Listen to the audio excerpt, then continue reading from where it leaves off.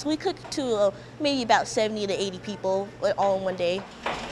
You wouldn't think that's a lot of people, but when you see the dishes start stacking up, it's a lot. You can feed a lot of people at once. We do prep for the next day so that way we're ahead of schedule. We don't end up being late. There's a routine.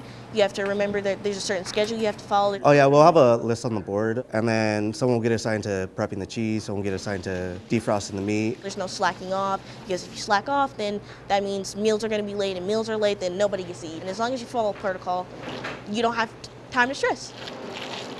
You gotta work with a team. To feed like 90 people, you gotta definitely work on your communication skills. If you don't have that, kind of sinking ship right there. Yeah, I have a good team, so I'm confident in not being as stressed out.